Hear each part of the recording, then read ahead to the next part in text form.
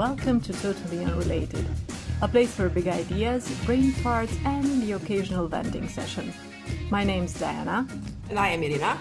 And we'll be doing what we do best, rolling our eyes at each new mutation of humanity's stupidity gene and the conditions that bring these about.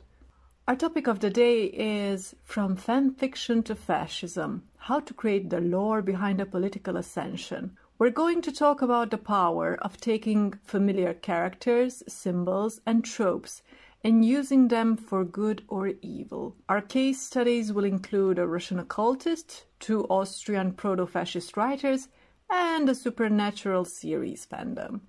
We'll briefly discuss the political, economic, and cultural context that allowed proto-fascist ideas from the 19th century to enter the public discourse and get enacted with a couple of generations. How the abuse of science, or should we say pseudoscience, to enforce existing prejudices and justify class, racial, and gender oppression ran parallel with the revival of the public's interest in myths, the occult, and folklore. We're going to look at the core ideas and biography of 3 key figures: Russian occultist Yelena Blavatsky and 2 Austrian authors and self-styled occultists whose ideas had a direct influence on Nazi ideologues. And because we don't want to be entirely pessimistic about the power of fanfiction, we're going to contrast some current fandoms with the horrid racists of past fandoms. But first, let's start off with some definitions and a disclaimer. As you might have guessed by now from our accents, we are not native English speakers, so feel free to enjoy the accidental hilarity this might cause every now and then. Okay, and now that we've got that one out of the way, let's talk a bit about the title for this episode. My intention was to somehow capture the literary underpinnings of fascist ideologies, their initial blossoming under the seemingly innocuous guise of mediocre fanfiction, as I called it. You had a bit of a gut reaction to my framing initially. Oh, why was that? Of course, you mentioned fanfic, so my main objection, the first one, was kind of a knee-jerk objection, because I love me some fanfiction, and you shall not disparage it, girl. I mean, before I got interested in the history of fanfiction, I fell in love with the fandoms, the life in fandoms. And I am a weird cookie, and somehow I managed to swim past fandom wars and just latch onto the good bits where the fics, and the good fics and the good vids lived. So for me, fanfics have been those stories where I read about silly stuff, where I read smut, but also where I read about issues that I didn't encounter anywhere else. Also, I interacted with the writers, and somehow this was, for me, a source of finding out about ideas and experiences that I never heard before. So it was hard for me to fathom turning this extremely positive engagement into something that people used for evil. But at some point, I stumbled upon the history of fanfiction and how this simply means to play with characters or to play with stories that were already told by other authors. And a lot of people today would be outraged if somebody called Romeo and Juliet fanfiction, but it fits the definition above. Reimagining a character, reimagining a story or the ending, or fixing plot holes in the story the way you would like. All of it can be fanfiction. Fanfiction is all about how you can take ownership of an already existing story, an already existing narrative. It's the most natural thing. We all do it since we are kids. I mean, who hasn't retold the story to their friends, only to make it better, or at least, we were thinking we were making it better, or at least what a 9-year-old considers, to be better. So I can see how taking ownership of another story, you can do it for good, but you can also do it for evil. Just to be simplistic, I can see how you might need fanfiction in order to reach a certain aesthetic and a certain instant recognition when you want attention for your own ideas. And in a somewhat completely unrelated idea, when I started thinking about what a fanfiction actually is, I actually wanted to ask myself, did, Mark and Luca and John and Matthew, did they write fanfiction? I mean... I mean, that's kind of what they did. I don't see any citations, so one can argue. So yeah, so that was my somewhat convoluted reason. Yeah, I mean, obviously, for most of the people, I guess, who know about fan fictions, it's usually, so to speak, either a force for good in that it helps them cope with probably either trauma or sometimes just boredom in their life, or it just brings about interactions with new ideas from new people, from their perspective, you know, something that generally you don't find in mainstream media, but also you don't necessarily find in your friends, because your friends tend to be people from your bubble, a lot like you know. Yeah. So yeah, and also at least from my experience, it's usually quite interesting because the comments are really supportive. And sometimes, you know, it's like fan fiction. Yes, it's written by fans of a certain work, but also sometimes your own readers, the readers of a particular fan fiction, they act like fans to the person writing it. Sure, they're very sort of supportive, encouraging. Yeah, sure. To the prolific writers in fandoms, it actually happens. Yeah, but you know, like with all good things, yeah, sure. Like there are some people who will find a way to fuck it up. I did realize, you know, how it can happen, because you have something that already is easily recognizable and already draws attention. So you take that idea that is already out there, and it's a lot easier to twist it. Yeah, because obviously it's more difficult to have like an agenda, so to speak, and to want to convince people of whatever your ideas are, but also do it through your talents, especially if you don't have a lot of it. Yeah, sure. Like some of the guys we're going to talk about. So go ahead and tell me about them. Yeah. So, okay, let me just start a bit from the beginning.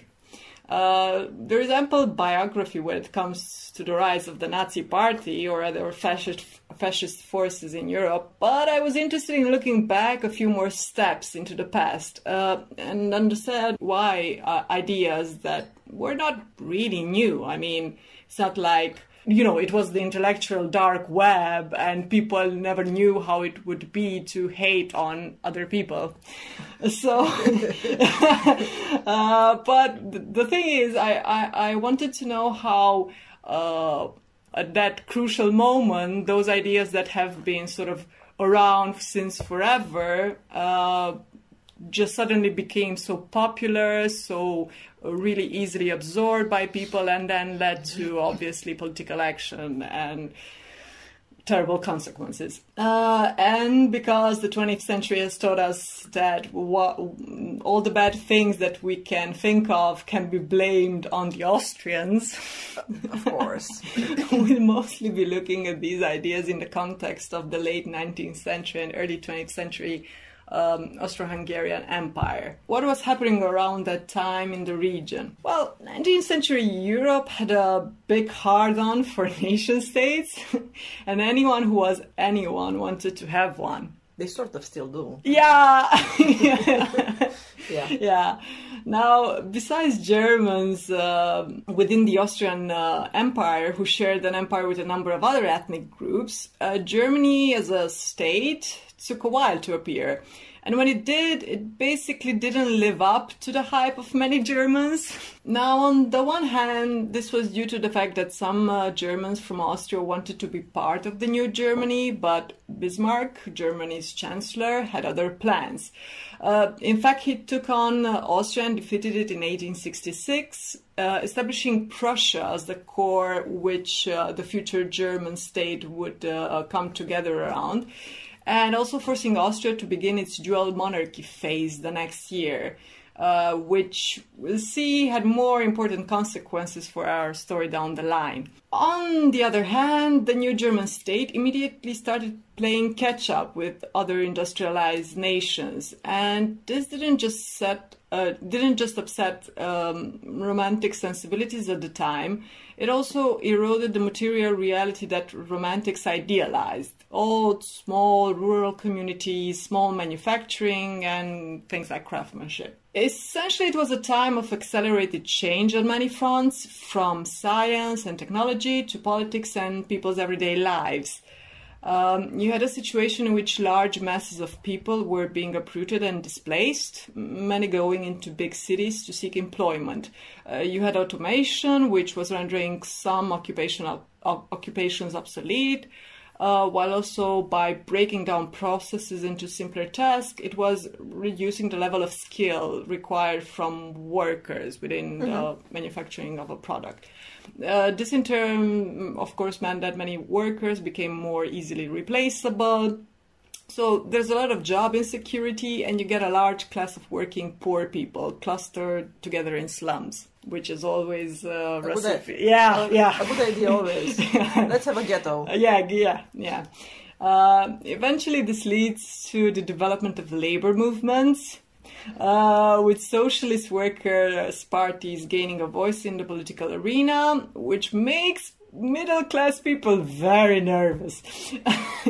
It makes them even more nervous because at the same time you get a growing women's emancipation movement, double yikes, and all the queers writing the best poetry and fiction. God damn it. Yeah, I mean you can see how the middle class was like trembling.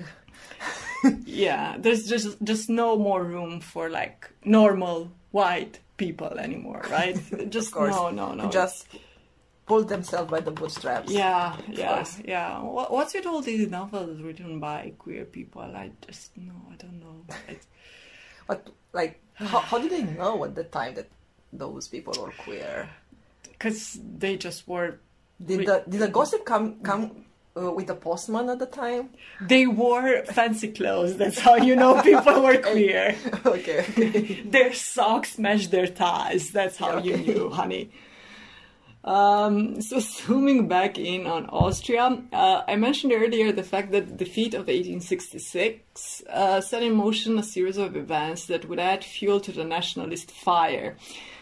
As the dream of a big Germany that would include Austrian German nationals evaporated, a movement called the Pan-Germans started advocating for a separation of majority German territories from the Austrian Empire and their unification with Germany. I mean, as you can imagine, that wasn't popular with the emperor, and neither with the general Austrian public. But two things that really gave these guys some traction and political relevancy for quite some times were, the first was the creation of the dual monarchy, as I said, which meant that the two halves of the empire were run from either Vienna or Budapest. So Germans were not the only big boys in town anymore, right? Because they had to sort of split the power within the empire. Secondly, this move made all the other ethnic groups within the empire go, hey, wait a minute. So we can do this now? We can share power among us? Then, okay, I want some, please. So for many middle-class Germans who found themselves unable to cope with the fast pace of transformations around them, all these women's, workers, and nationalist movements of everyone else who wasn't German, because their nationalist movement was like A-okay. Yeah, of course. You want that. So for them, it all came across as, oh, look at all these uppity people who want to get ahead. How very dare they? Of course. And also it's interesting to mention that while at some point nationalism had played an important part in undermining the arbitrariness of dynastic politics, right? Because it was all kings decided that they should just go to war and fuck all the poor people who are actually going to die in the war. And it was also, it had a role, nationalism also had a role in the fight against feudalism in general at the end of the 19th century. but by the end of the 19th century, it had hitched itself to the bandwagon of a very crudely understood Darwinism. Mm-hmm. Yeah, and what could go wrong when you use scientific discovery to prop up people's worst impulses, right? Yeah, sure. I mean, one of the things that I realized when you asked me this was that apparently the worst thing that can happen to smart men is to discover that they are related to even smarter men. And of course, I am talking about Francis Galton. It's not cousin Winnie?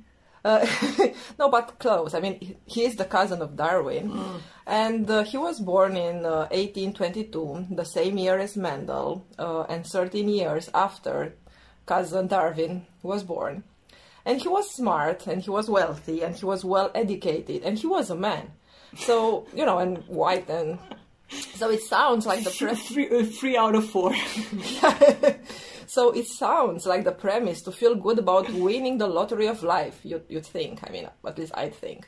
Well, apparently, you cannot do that if you are also the cousin of Charles Darwin, because what good are all those great things you got going for you if the world does not recognize you to be a game changer, to be the ultimate genius, or at least to be on par with your cousin? So, you know, the guy came up with the word and the so-called science of eugenics.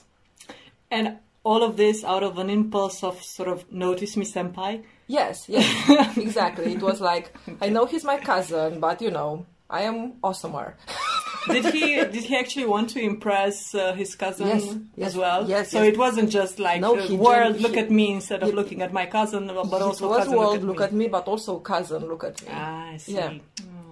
He did send his work to his cousin, who sort of patted him on his head and was like, yeah, no. Ooh. Yeah.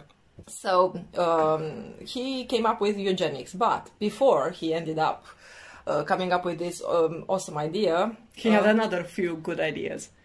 Sure, you always build up to, sure. to the one great idea of your life. Before he came up with the idea of eugenics, he tried medicine.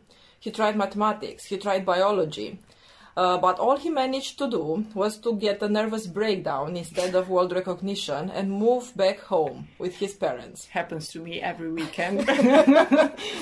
So, after, during this time when he was trying to study all these fields, Charles Darwin was actually becoming somebody. So he reads Cousin Darwin's work. And he figures the missing part of that work is about the mechanics of heredity, which, this part was true. So he tries to do actual science, but discover that, he's an abysmal experimentalist, managing to fail at all his experiments with animals and pets. The first epic fail. The first epic fail, all his plants die, or his animals die in the experiments. So that led him to the obvious conclusion. I mean, if he's bad with plants and animals, then he really must try stuff on humans. Because, of course, when you don't understand rats and beans, switching to a top-down approach, where you try to understand the most complex organisms first, is a great way to success. And amusingly, he also decided to study variants that he had no tools to measure. Because, like Mendel was studying stuff he could actually see, and colors, or how big they grew, something that was easily measurable. But no. Our guy Galton, he decides that he will go for measuring intelligence and beauty. I mean, of course. Priorities. And for intelligence, he decided to measure it using the examination marks for the mathematical honors exam at Cambridge. Ironically, the very test he had failed before his nervous breakdown.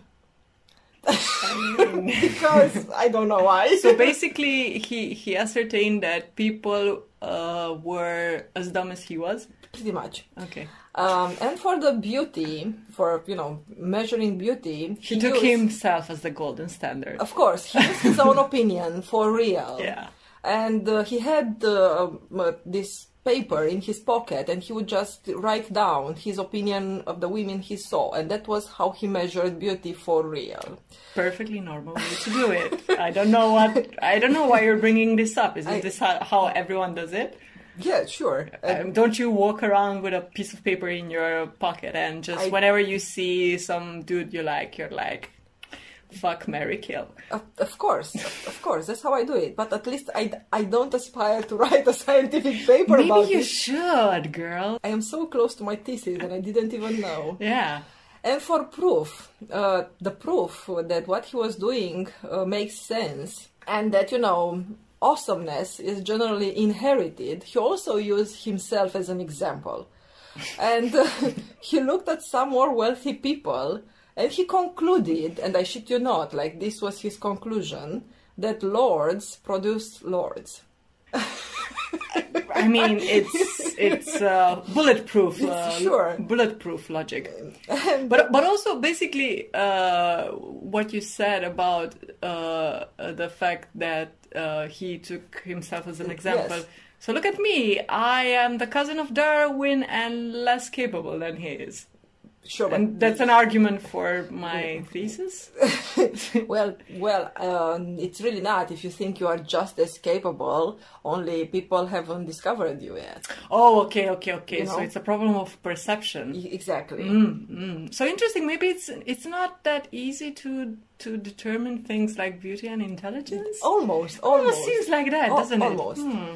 So even though actual scientists were doing actual work in a scientific way on the problem of heredity, this did not deter Galton. Despite not managing any real scientific discovery, he decided to get to improving the human race. I mean, again, just like that. Again, my usual weekend schedule. Yeah. And he proposed that eugenics had to be, and I quote now, had to be introduced into the national consciousness like a new religion. Well, but even if to a lot of the scientific community his ideas had actually no basis, and a lot of the people who were actually doing science took notice and told him. But a lot of wealthy people in England who were frightened because they were seeing, an empowerment of the working class happening. And those pesky women. And never forget the pesky women and the queers. Never forget the pesky women. Gave him, a lot of support.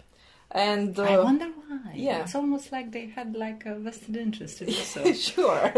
To prove that lords produce lords.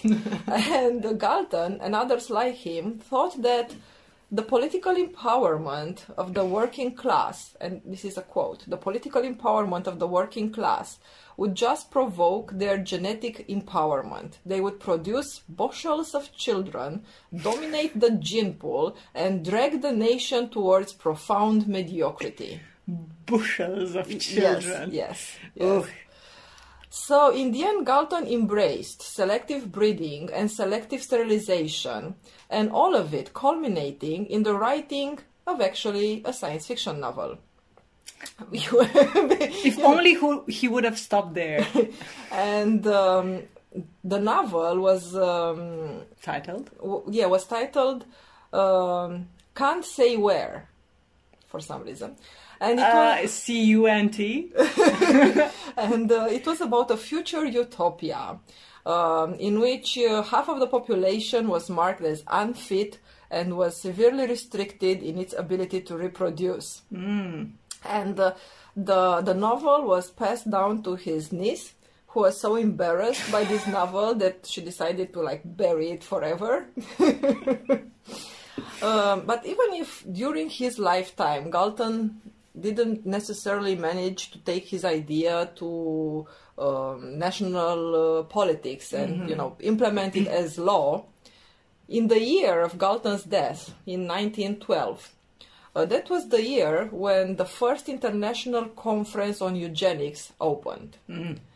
And in attendance, there were, some people not very well known, like, Winston Churchill and Alexander Graham Bell, And anonymous, basically. Yeah, anonymous, totally.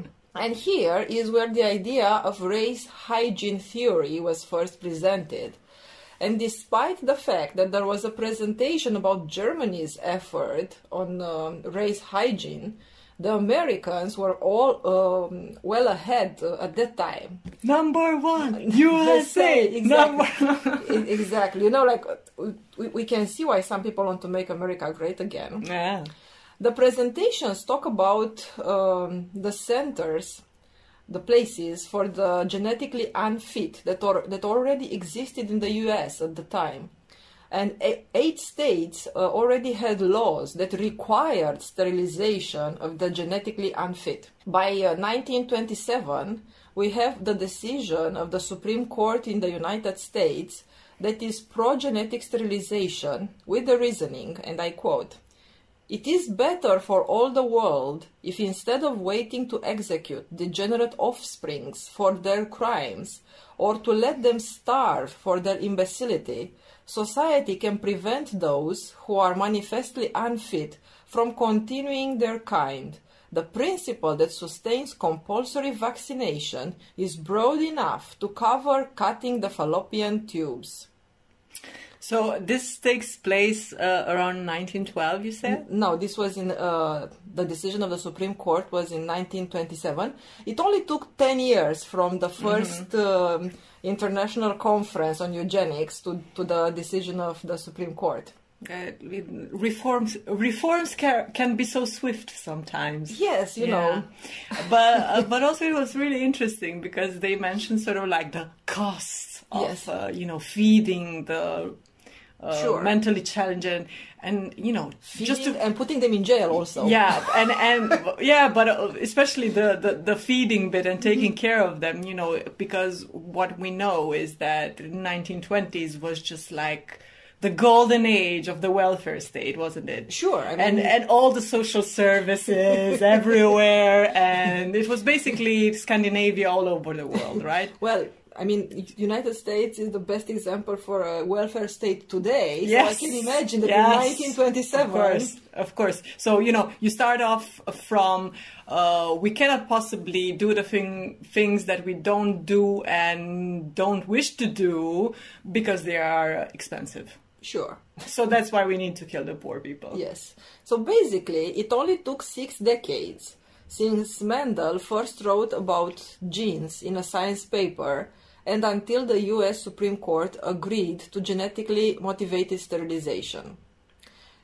And yet nobody still had any idea what a gene even was or how heredity actually worked on complex traits. Or how to wear them. There even were, at that time in the United States, there were premarital genetic fitness tests being sold. Even though nobody even began to think about sequencing the human genome. I mean, they didn't even know what the human genome was. Did they just be on sticks? I have actually no idea how they, I mean, what they were even measuring. I have no idea. When did they first discover? When did they first establish like the different blood groups? Was it before this time? Because at least would they at least know how to do that? It was somewhere at the beginning of the 1900s, but I'm not sure exactly when.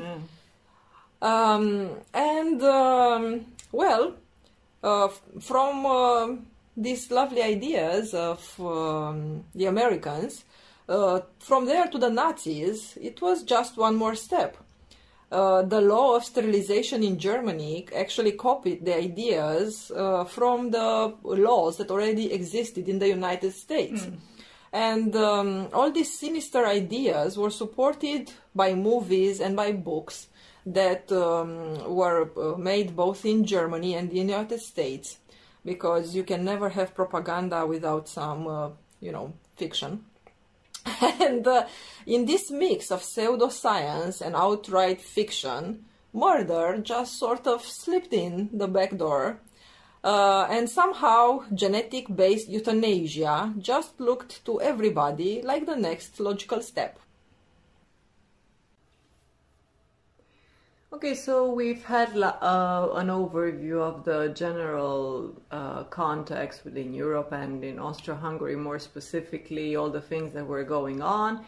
And the reason we did this is to sort of see how you had all these conditions laid ground for the development of an audience that would be receptive to both occultism and the sort of conspiratorial thinking that many of these people would sort of rely on to structure their beliefs. I feel like we cannot in earnest begin our conversation without first doing a bit of patriarchy bashing.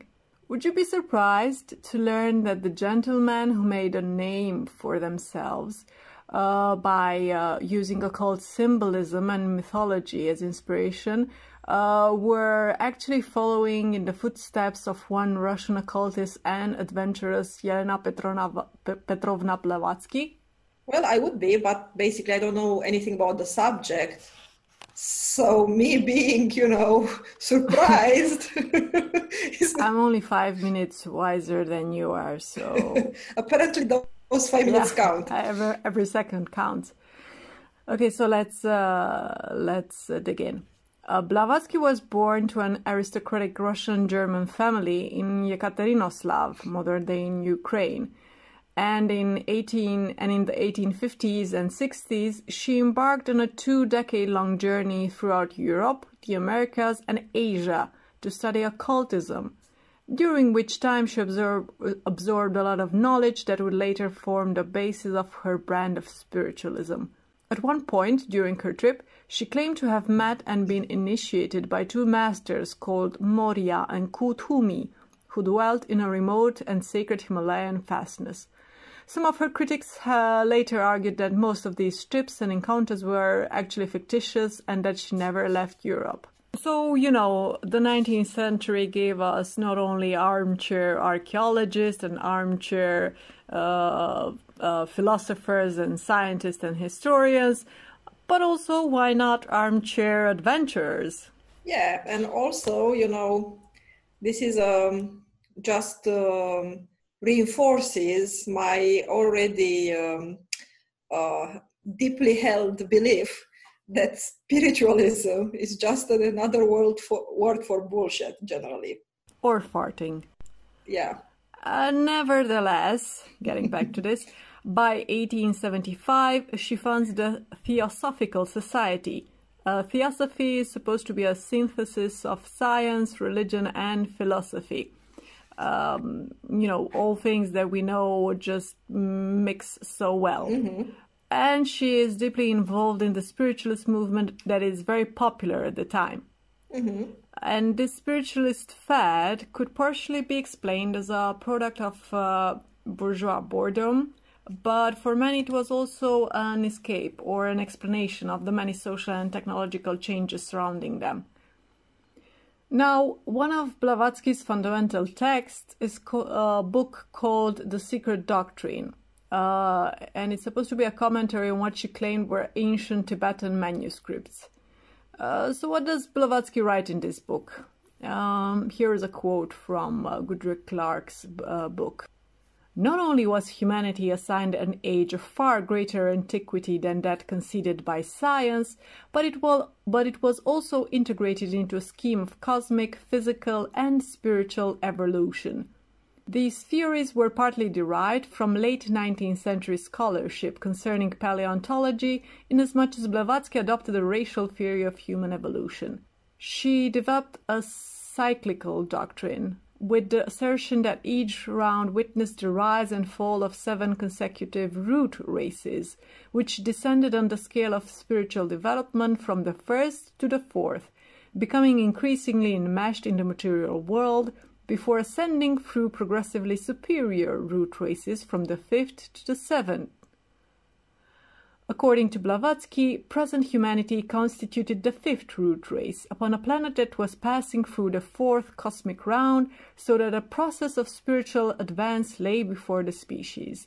The fifth root race was called the Aryan race and had been preceded by the fourth root race of the Atlanteans, which had largely perished in a flood that submerged their mid-Atlantic continents. Oh my god, that's a bunch of bullshit. Yeah. Okay, go on. Awesome, go on.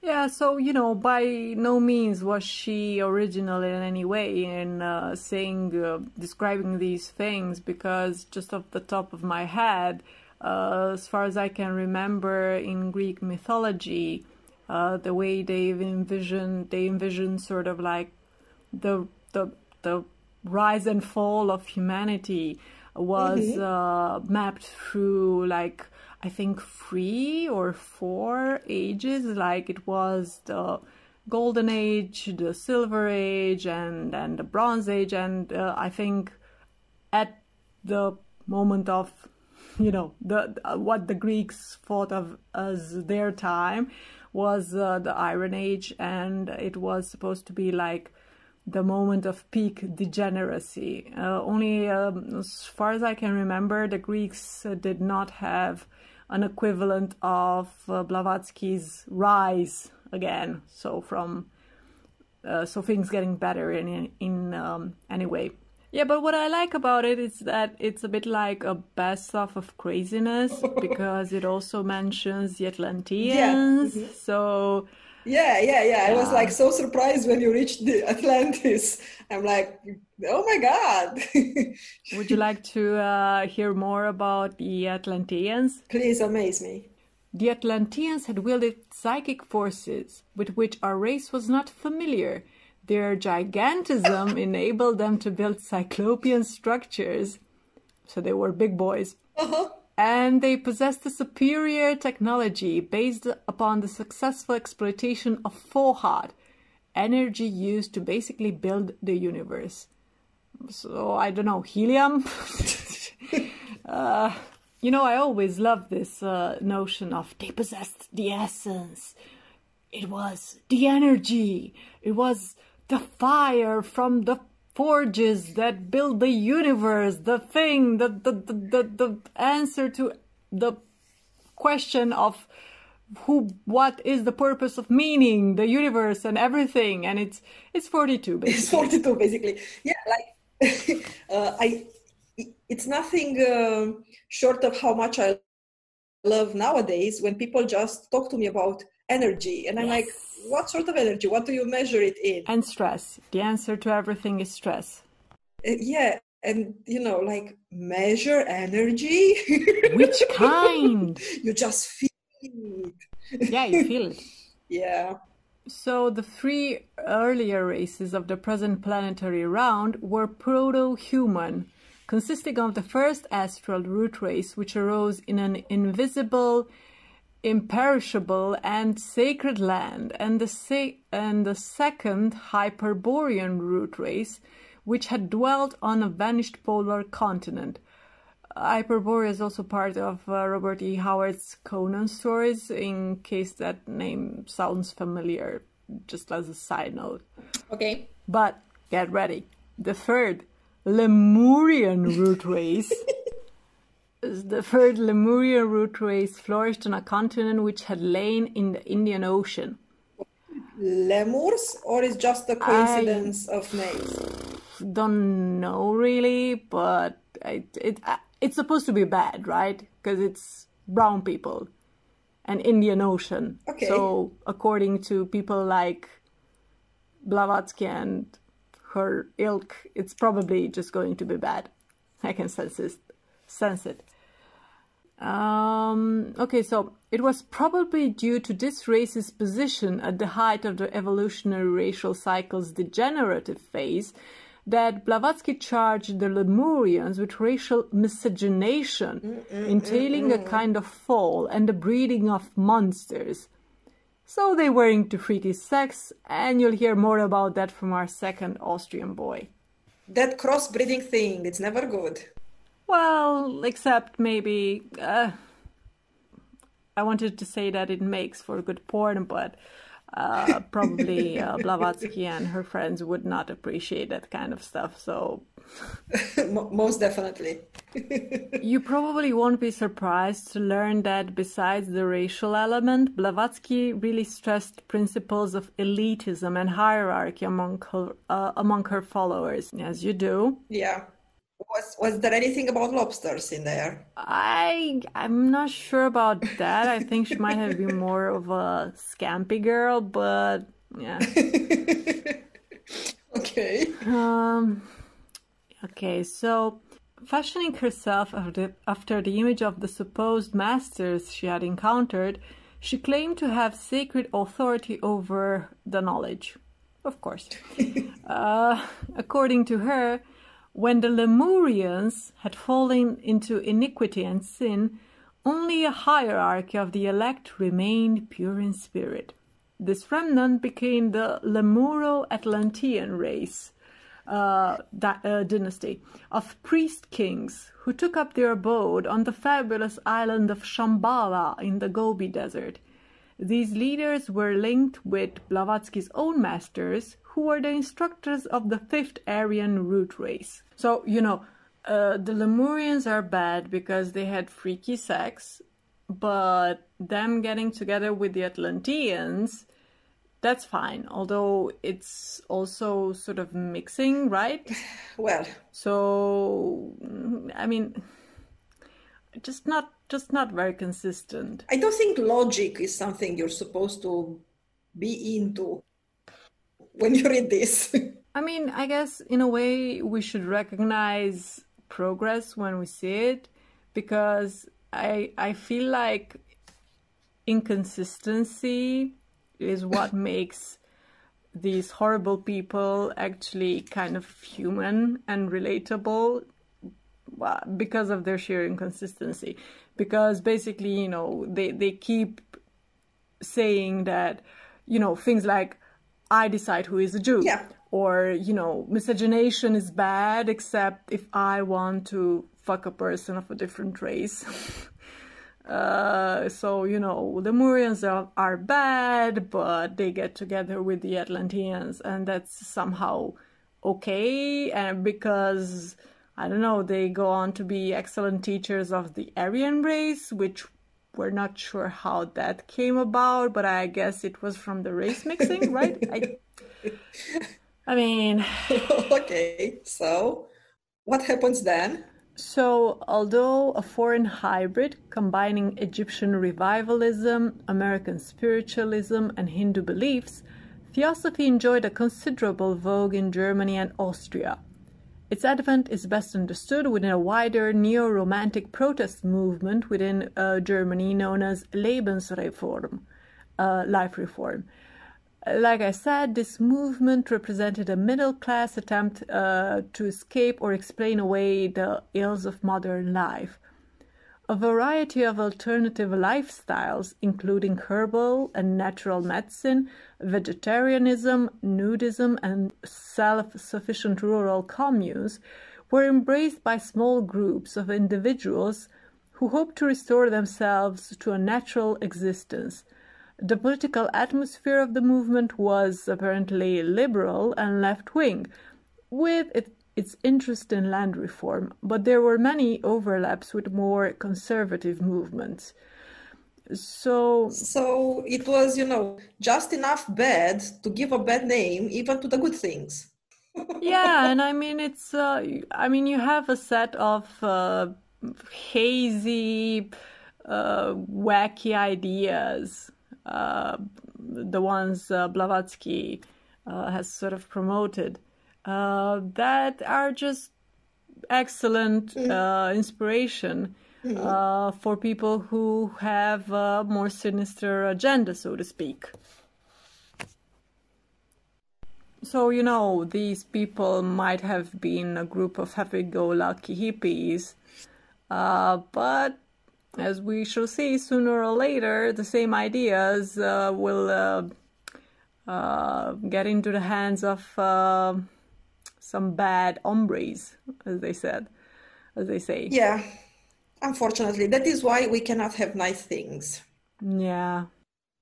Now we're on to our first our first interesting person. Yes, very interesting person. We'll actually be reviewing two boys. One is Guido von List, and the other is Lanz von Liebenfels.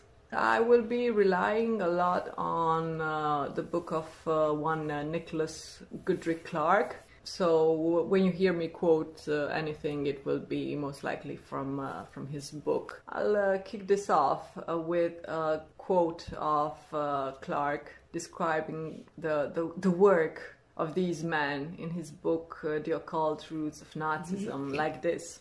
Their writings describe a prehistoric golden age, when wise, agnostic priesthoods had expounded occult racist doctrines and ruled over a superior and racially pure society.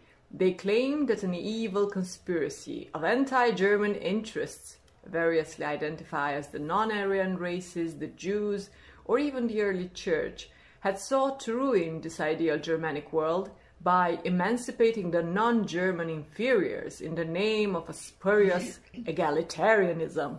Whoa. What would you know? Yeah, that's always bad.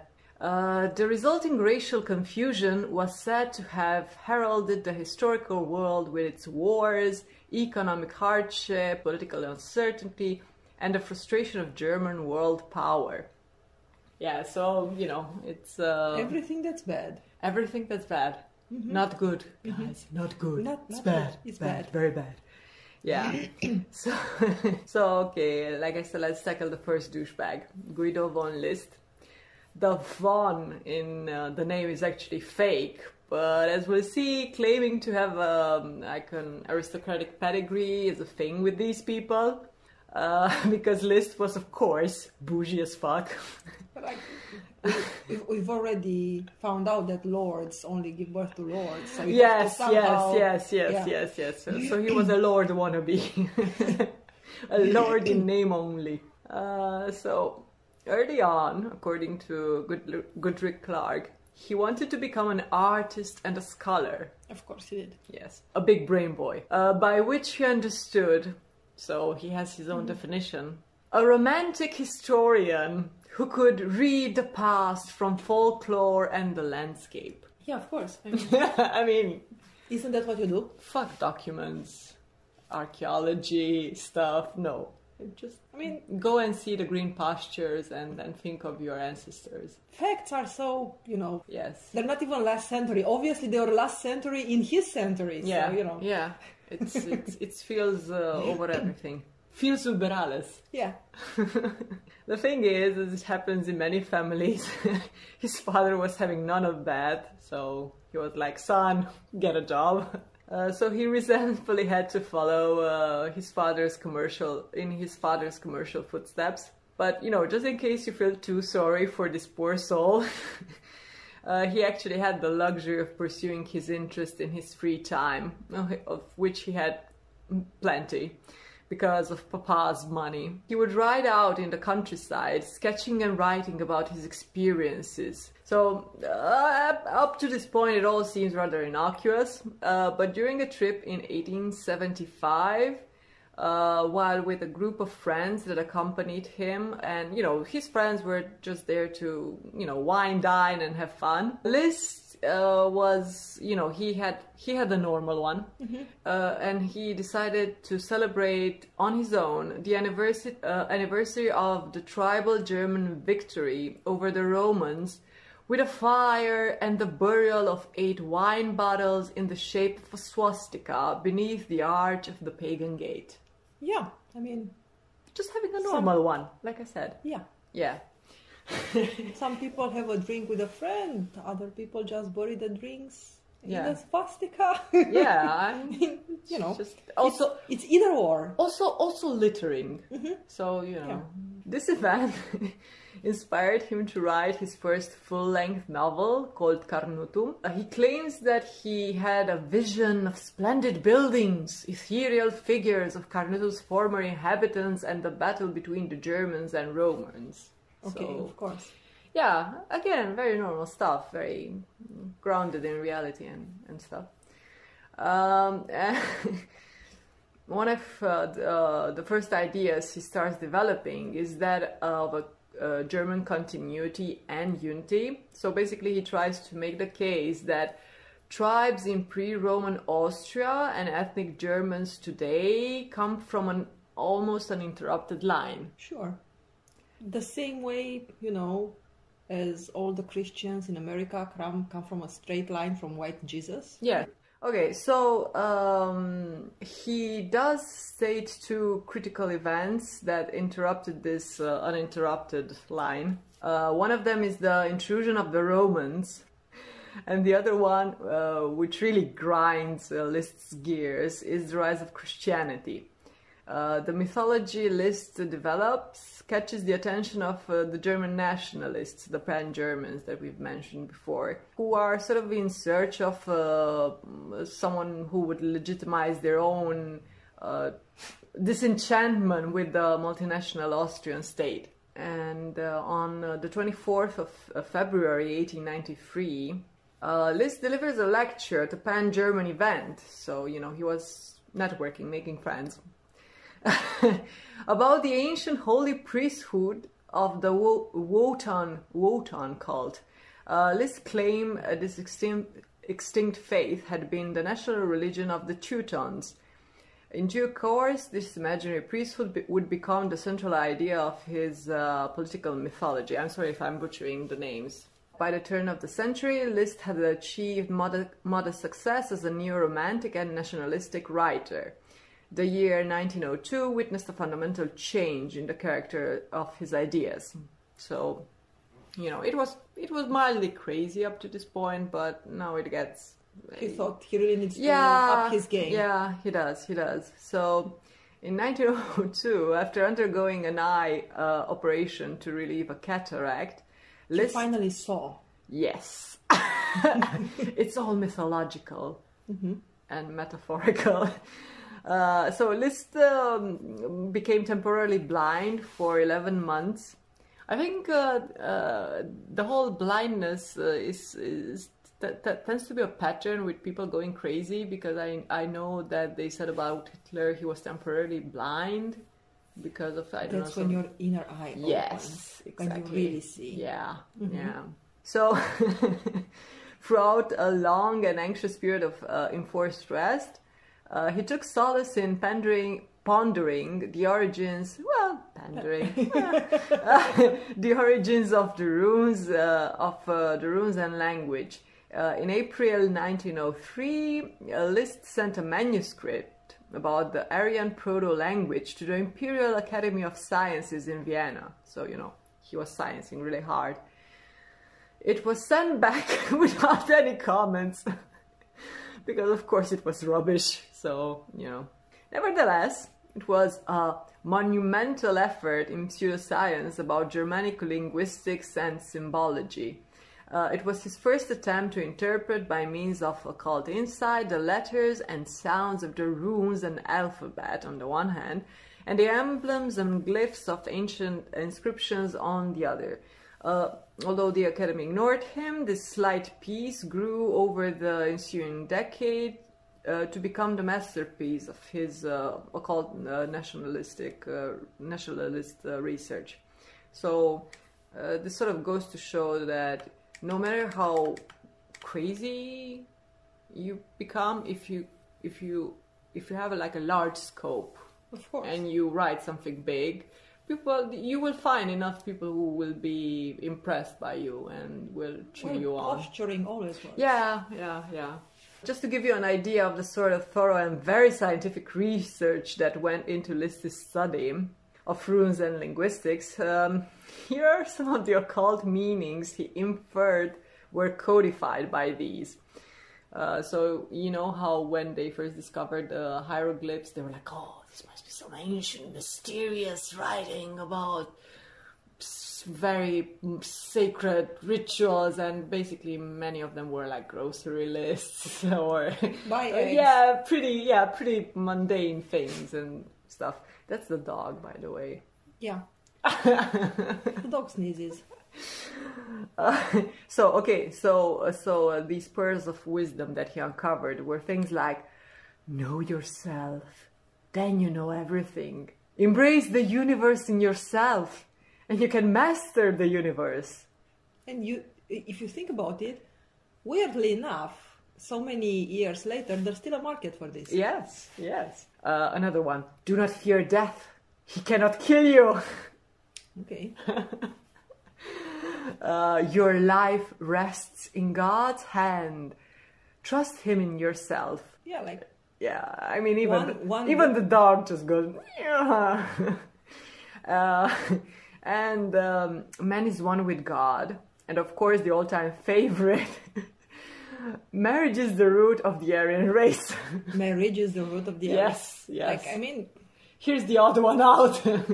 Yeah, so it's all New Age silliness and, very, very Petersonian, so to speak. Yeah. So, you know, when the neckbeards whip out the mythos, you know things are about to get ugly. List's blueprint for a new pan-German empire called for the ruthless subjection of non-Aryans to Aryan masters, of course, in a highly structured hierarchical state. Of course. So, as I said, like lobsters. The qualification of candidates for education or positions in public service, the professions and commerce rested solely on the racial purity. The heroic Aryo-Germanic race was to be relieved of all wage labor and demeaning tasks in order to rule as an exalted elite over the slave castes of non-Aryan peoples. List codified a set of political principles for the new order. Strict racial and marital laws were to be observed. A patriarchal society was to be fostered, in which only the male head of the house had full majority. Of course. Sounds very, very familiar. And only Aryo-Germans enjoyed the privileges of freedom and citizenship. Each family was to keep a genealogical record attesting its racial purity.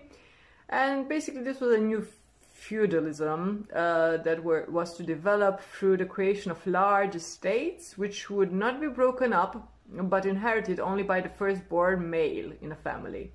These ideas bear an uncanny resemblance to the Nuremberg racial laws of the 1930s and the Nazi vision of the future. Because, of course, I mean, as I said, this is basically the world building and the lore that underpins this sort of worldview, I guess. It's really weird because obviously they were trying to do both things, like we saw with Galton and the eugenicist movement. They were also sort of attacking on the scientific front, because obviously science also gives you a legitimacy. Have some sort of idea that cannot be contested, that it's backing your shit up. And also in terms of sort of gathering public support or winning over public opinion, you go for different types of individuals that you need to convince. And obviously some are persuaded by the idea that, yes, this is a very rational thing to do, but also they had the other thing covered, the emotional sounds pejorative, but I mean in terms of actually moving people that aren't necessarily crazy about, we science every day, the imagery you use and giving people a sense of their life has a greater meaning, and there's a story that they can see themselves being powerful or empowered characters in, or even if not necessarily empowered as individuals, but empowered as part of a group or a lineage. Sure. And yeah, they covered their ground pretty well in that respect. So yeah, things got dark pretty quickly, and you know, if you Google all these people, well, not all these people, but for instance, Guido von List, he just seems like a sort of affable person. Like, yeah, he just looks like a 19th century bohemian, I guess. But and I'm sure he wasn't as, I mean, I don't know if I'm sure he was an affable person, but one doesn't need to be like a total asshole in order to come to some terrible No, of ideas. course. Yeah. You can like dogs. Yeah. And kill people. No. Yeah, exactly. And we know of someone like that. Yeah. We basically know of many people like that. Yeah. So, anyway, getting back to our story. In 1904, one Rudolf Berger demanded the Minister of Culture and Education to give a formal explanation about List's treatment, of his work. As you remember, it was rejected. 15 other dignitaries then signed the interpellation, and although the Academy still snubbed them, the event led to the founding of the List Society in honor of the master's work. Again, he was making friends. You don't actually need the real scientific community to back you up. You just need powerful people with a lot of money to back you. Like, that's also what happened with Galton. Like, it wasn't the scientific community who was like, yeah, sure, you're sciencing really well here. But if people with money go like, yeah, we like this, it's useful for us. Then you're legit. Yeah. Yeah, and also if sort of a system does not, if the system does the gatekeeping because it has certain standards, and obviously you do not, you cannot go beyond that threshold, you just build a parallel system that will mimic the system that people trust, and then if it's complex and strong enough and eventually important enough, then people will just say, well, this is the same thing. Why are you silencing certain voices? Yeah, sure. Free speech, man. Yes. Free speech. Exactly. So remember in the beginning I told you that the von in his name was fake. Yeah. So here's the story on that. Between 1903 and 1907, List made occasional use of the aristocratic title von in his name. He finally entered the title in the Vienna address book in 1907. This entry came to be noticed by the nobility, by those at the Nobility Archive. Apparently, they had one of those. You have to keep track who's actually rich.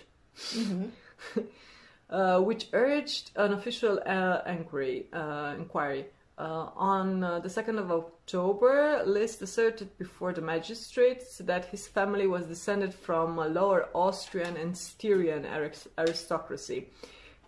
He claimed that his great-grandfather had abandoned the title upon entering a burgher trade as an innkeeper, but that he, Guido von List, had resumed the title after leaving commerce for a literary career in 1878. So, basically, because his ancestors were too practical, that's his explanation. That's why they were like, oh, surely an aristocratic title would by no means help me in any way in real life. I will just drop it. Of course.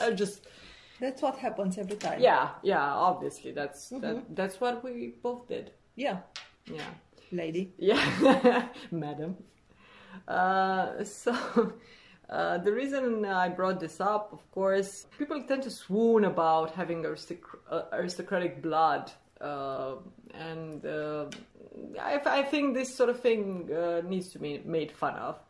But besides this, it's also it fits right. It also fits right with right into how List saw himself and his role in the world. Because obviously you have to be a self-important narcissistic bastard, besides harboring sort of genocidal views on your fellow human beings. Yes. So he already saw his creative pursuits as making him part of an aristocracy of the spirit, but then and an intellectual elite. But this wasn't enough. So he also imagined himself as part of like a religious order. So you remember I said about the Voton cult, and he started imagining how to put this on his resume, so to speak. So according to his lecture on the Wotanist priesthood, List believed that this ancient religious elite had formed the first aristocracy of tribal Germany. From 1905 to 1907, he had extended this line through his heraldic studies. These discussions treated heraldry as a system of esoteric family emblems which had been handed down from the old hierarchy to the modern nobility. By claiming an aristocratic title and an armorial device, List was reassuring himself that he was the descendant of the hierarchy as well as its historian. His friend Franz von Liebenfels had also assumed a noble title by 1903.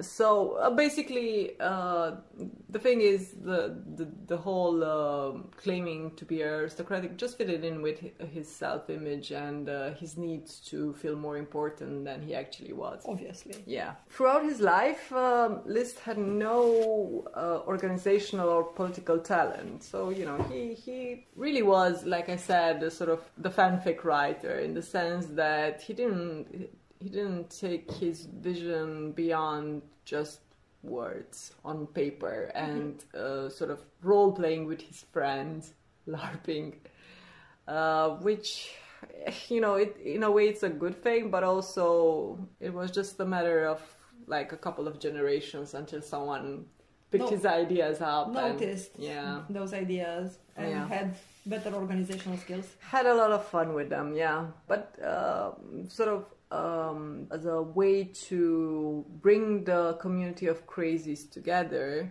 what he did manage to do is to create the Hohe Armane Orden, I think, a close group of fanboys that he would take on pilgrimages to certain places in the magical land of Ostara, where the spirit of Hari Wotan still reigned. This is a quote. So yeah, so like I said, it was basically a fan club, and they would just get together and pretend they were wizards, priests, druids, I guess, things like that. So, okay. Yeah, go places because they were all, you know, men who had enough free time and money to do that. And the way the society was structured, and it's, I'm talking about the Armanen Orden, was structured, and its rituals were and the way its rituals were sort of developed was heavily influenced by Freemasonry. You might be thinking at this point, but wait a minute, this is about proto-fascists, so there will be quite a bit of anti-Semitism, and Freemasonry is heavily associated with Jewish cabals, like something doesn't add up. Well, don't you worry your pretty little head about that, because Papa Guido's got you covered. List claimed that the original priest kings, so he's going for the combo here. It's not just priests, but they're also alpha, so they're also the kings. They're not just guys wearing robes, right? Okay. So the priest kings had entrusted their gnosis, their knowledge, verbally to the rabbis of Cologne during the 8th century, in order to safeguard its survival during a wave of Christian persecution. The rabbis had then set these secrets down in Kabbalistic books, which were erroneously thought to represent the Jewish mystical tradition. So the Kabbalah is German, don't you know? Oh, okay. Yeah, sure. So, you know, like I said, I mean, everyone is German, I even though they don't know it. I obviously don't know, because since we are Romanians, we know very well that everything has to do with our origins, not yes, their origins. everyone used to be Dacian. Yes. Even the Germans who say that everyone used to be German. Yes. Everyone, yeah. So I'm sorry about their gods and everything. They're wrong, obviously. They're wrong. It's Zalmoxes all the way, baby. Yes, yeah.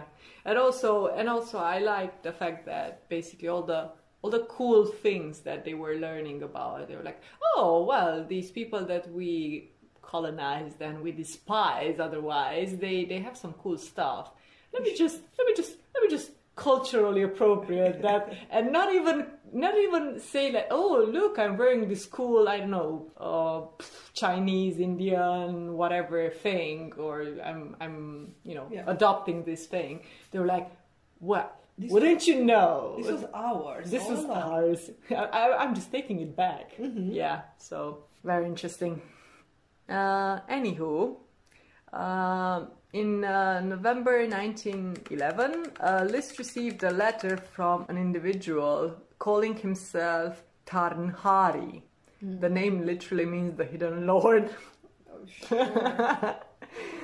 Who claimed that he was the descendant of, or reincarnation of, a chieftain of the ancient Volsungen tribe in prehistoric Germany. So, the madman comes up with some bullshit, and then there's someone who's like, yeah, sure, it's true. Yeah. And I'm one of them.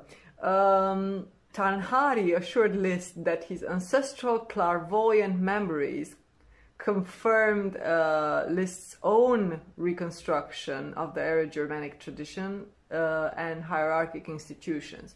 So he's like, yes, trust me, I can confirm that this is true because I come from the past. Tarnhari subsequently published 2 patriotic brochures, later establishing a folkish publishing house at Leipzig. During the early post-war period, he was associated with Dietrich Eckart, Hitler's mentor in the early days of the Nazi Party. And the plot thickens. That Tarnhari popularized List's ideas during the war can be seen from the writings of another name, Elegard Ellerbeck, a folkish mystical author, who paid his extravagant tribute to both Tarnhari and List. His example was followed by others in the 1920s who wrote about the religion of Armanism and guaranteed this word a certain currency in nationalist usage. During World War I, List's ideas continued to attract people who sought sacred explanations for the hardships and trials of the war. List received many letters from men at the front who expressed their gratitude for his cheering discoveries. Stories of runes and ancient Aryan symbols found on stones far from the hearth and home gave them hope in a final victory of the Aryan Germans. At the beginning of 1917, List had a vision which assured him of a final victory for the Central Powers over the Allies. But these hopes were betrayed. The year 1918 brought the Allied blockade of Europe, where food and fuel supplies ran low in the cities. In the early autumn, Austria-Hungary began to dissolve, and the Austrians were compelled to sue for peace on the 3rd of October 1918. Of course, this regarded the catastrophe in a millenarian context, and felt that this collapse was necessary as a period of woes before the salvation of the Aryan Germans. So there's, of course, this mechanism that we see in many sort of cults that rely on prophets and things like that, when whatever the big event that is supposed to rally the crowds. Well, somebody has to tell you what, what the God wants. Yeah, and when that event does not occur, they are like, well, of course we had some problems with the math, and or wait, this just in, I got a new message and the party's off, the party's postponed. For a bit, like the next 20 years, and then we're all again. Sure. Yeah, and I think it's called like the whole the sunken cost principle, right? When many of the people who are actually within such groups, even though you would think from the outside that this sort of thing would just make them go, oh, okay, so it was bullshit and I should just get out, it makes them double down. And they... But I mean, if you spend a lot of time and energy and belief, and you invest emotionally in something, giving it up also means that you've been a schmuck all along. Yeah. So yeah. That's hard to do. Yeah, and I'm guessing for many people, they genuinely. Well, I mean, I guess it depends, but for some people, it probably they get a kick out of it in the sense that it's either a feeling of camaraderie that they might get within the group, or a feeling of it's a whole package. Yeah, and probably also they feel like for the first time maybe in their life they matter. They matter to somebody. Yeah, of course. And they're special. Yes. Yeah. Okay, so to wrap this up a bit, what was once a means of escapism for him, for List, I mean, he just wanted to be like this, I don't know, surfer dude in a way, like he just wanted to travel around and write and draw and stuff. Whatever literary talent he might have had was definitely in the end not. Yeah, enough. it wasn't basically. He could have just been like one of a dozen mediocre writers who were just doing so, and I mean mediocre, but not in like a bad way. I mean, like, there are genuinely good writers who are mediocre in the sense that they are extremely enjoyable without necessarily being full of fresh ideas or have the best way with words, you know. Yeah, but I mean, he could have been just one of these, self-publishing people who have the means to do something they like without having to be acknowledged by anyone else as being particularly brilliant at what they do.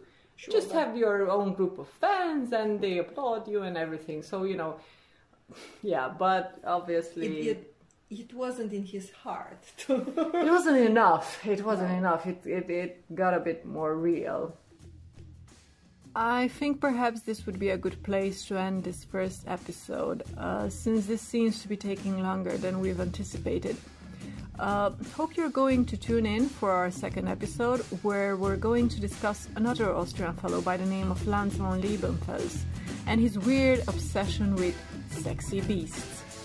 Was he a proto-furry? Debatable. Was he a proto-fascist? Definitely.